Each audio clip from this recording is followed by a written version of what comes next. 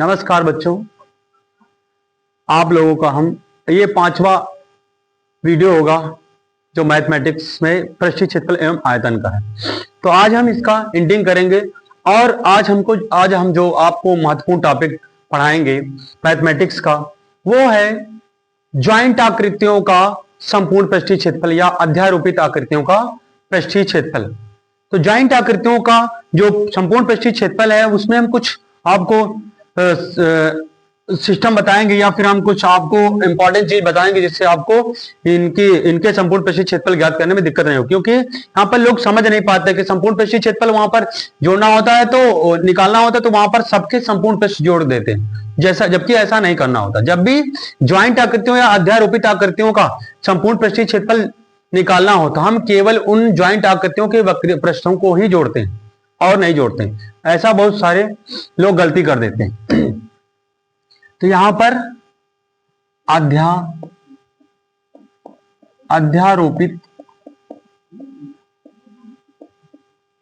आकृतियों का संपूर्ण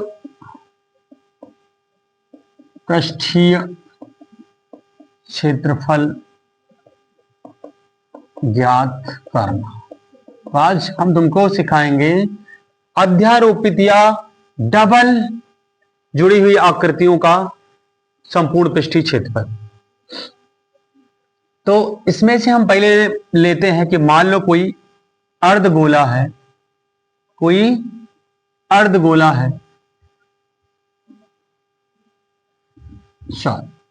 क्षेत्र।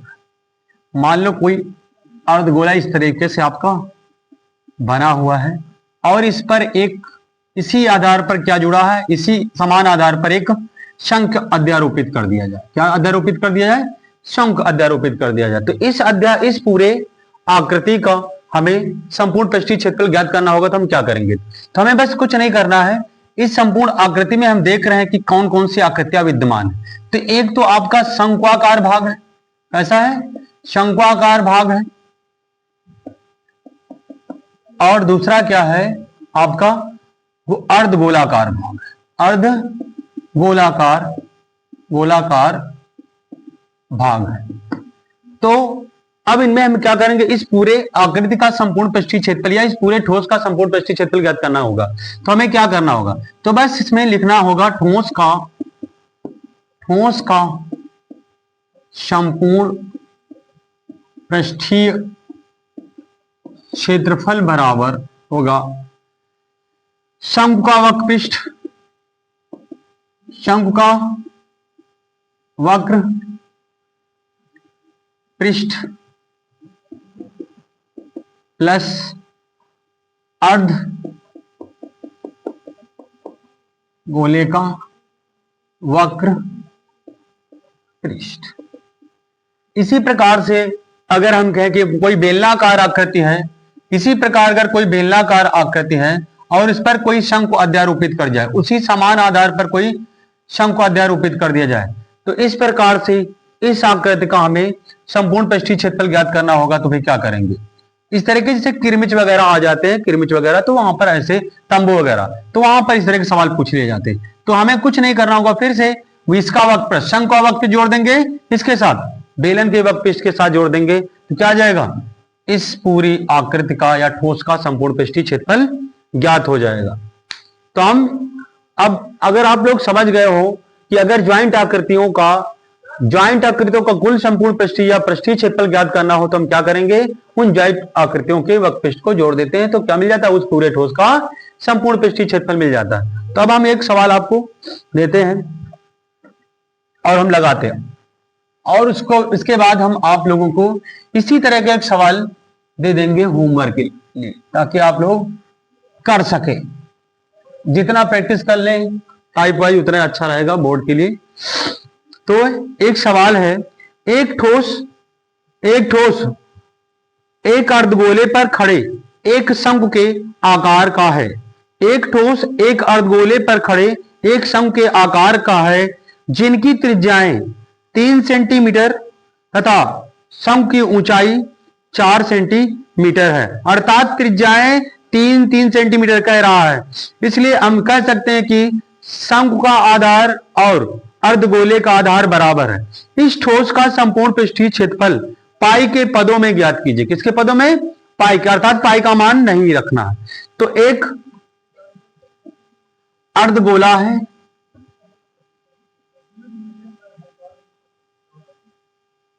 इस तरह का एक अर्धगोला है और इस पर एक शंकु अध्यारोपित है।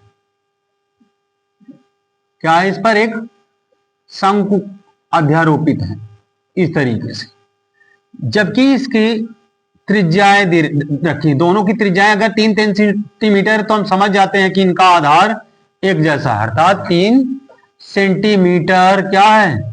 दोनों का आधार, दोनों का आधार, तो 3 सेंटीमीटर। और जबकि शंक्वाकार भाग की जो ऊंचाई है वो 5 सेंटीमीटर है। तो हमें इस आकृति का क्या ज्ञात करना है? इस पूरी आकृति का हमें संपूर्ण पृष्ठीय क्षेत्रफल ज्ञात करना है। तो इसके लिए क्या करना पड़ेगा?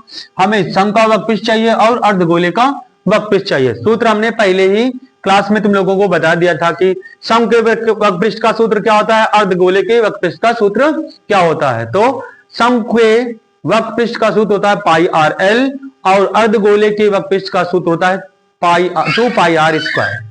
तो यहां पर लेकिन हमारे पास L नहीं है, तो हमने L के लिए भी सूत्र बता दिया था कि L बराबर होता है, यहां पर पहले हम लिखेंगे क्या क्या दिया है। जब भी कोई सवाल लगाएंगे तो लगाने से पहले हम ये जरूर लिख लेंगे कि यहां पर इस सवाल में क्या क्या दिया है। एक अर्धगोला है, उस पर एक शंक्वाकार आकृति अध्यारोपित है और जिसकी ऊंचाई 5 सेंटीमीटर है शंक्वाकार भाग की और उनकी त्रिज्याएं 3 सेंटीमीटर है। तो त्रिज्या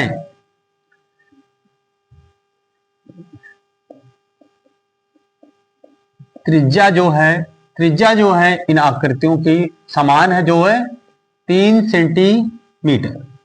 सेंटीमीटर तथा ऊंचाई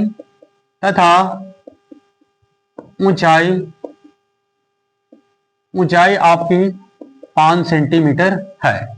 अब यहां से हम पहले निकालेंगे शंक्वाकार भाग की तिर्यक ऊंचाई। तो शंक्वाकार भाग की तिर्यक ऊंचाई, शंक्वाकार भाग की तिर्यक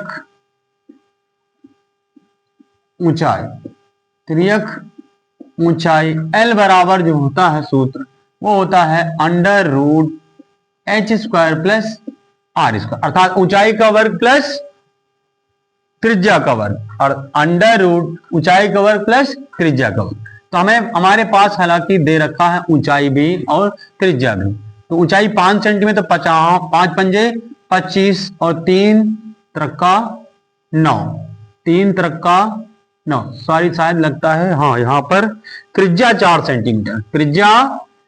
सेंटीमीटर रखी है, तो इसलिए यहां पर 5 पंजे 25 हो जाएगी और ऊंचाई 4 चौक 16 हो जाएगा। ऊंचाई गड़बड़ दिया था, सॉरी, यहां पर ऊंचाई 4 सेंटीमीटर दे रखी है, सॉरी गलती हो गई, 3 सेंटीमीटर 4 सेंटीमीटर। तो क्या हुआ, यहां पर जो त्रिज्या है वो 3 सेंटीमीटर दे रखी है और त्रिज्या 3 सेंटीमीटर और ऊंचाई कितनी, हाइट ऊर्ध्वाधर 4 सेंटीमीटर। ये तो इस प्रकार से अगर हम चाहें तो इसका हाँ निकाल सकते हैं। त्रिज्या की पहले हाइट का वर्ग 4 चौक 16 हो जाएगी और त्रिज्या जो है 3 त्रिका 9, तो यहां पर आपका आ जाएगा √25। अब 25 का वर्गमूल कितना होता है 5। तो इस प्रकार से हमने तिर्यक ऊंचाई प्राप्त कर ली और दोनों के आधार समान है, इसलिए दोनों की त्रिज्याएं सेम है। तो लिखेंगे ठोस का संपूर्ण पृष्ठीय क्षेत्रफल। अब लिखेंगे अतः ठोस का संपूर्ण पृष्ठ। तो क्या होता है ठोस का संपूर्ण पृष्ठ अगर निकालना है, पूरे ठोस का संपूर्ण पृष्ठ निकालना है तो क्या करना पड़ेगा, अर्धगोले का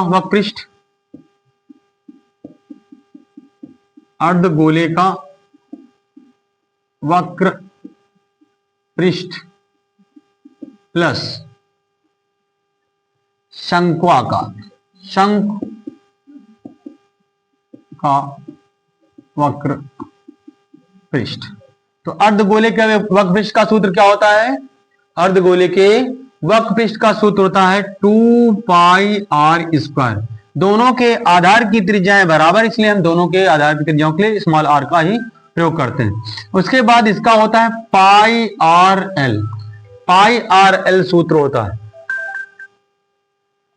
अब यहां पर हम चाहे तो कॉमन ले सकते हैं, πr कॉमन लेंगे, यहां पर 2r+l आ जाएगा। अब पाई के पदों में ही ज्ञात करना है, इसलिए हम यहां पर पाई की वैल्यू पुट नहीं करेंगे। तो r की वैल्यू कितनी है? 3। यहां पर r की वैल्यू 3 थे, 3 दूनी 6 और प्लस l की वैल्यू 5। तो यहां पर पाई गुणे 6 5 11, तो 11 गुणे 3 तो 11 33, 33 वर्ग सेंटीमीटर। इस प्रकार से ये सवाल पूरी तरह से सॉल्व हुआ और इसका आंसर जो आया 33 पाई वर्ग सेंटीमीटर। तो इस तरह के एक सवाल को आपको लगाना होगा। हम दे रहे हैं इस सवाल को। यह सवाल है, आपके साइड स्क्रीन पर दिख रहा होगा। सवाल क्या है? मयंक ने अपने बगीचे के लिए एक पक्षी स्नानागार बनाया। क्या बनाया? मयंक ने अपने बगीचे के लिए एक पक्षी स्नानागार बनाया जिसका आकार एक खोखले बेलन जैसा है, जिसके एक सिरे पर अर्धगोलाकार बर्तन बना हुआ है, जिसकी ऊंचाई 1.45 मीटर है और उसकी त्रिज्या 30 सेंटीमीटर है। इस पक्षी स्नानागार का संपूर्ण पृष्ठीय क्षेत्रफल ज्ञात कीजिए। इस पक्षी स्नानागार का संपूर्ण पृष्ठीय क्षेत्रफल ज्ञात कीजिए। इस तरीके से आपको ये होमवर्क के रूप में दिया जा सकता है सवाल। आज से इस चैप्टर को हम समाप्त करते हैं। जय हिंद, जय भारत। देखा, खत्म कर दिया।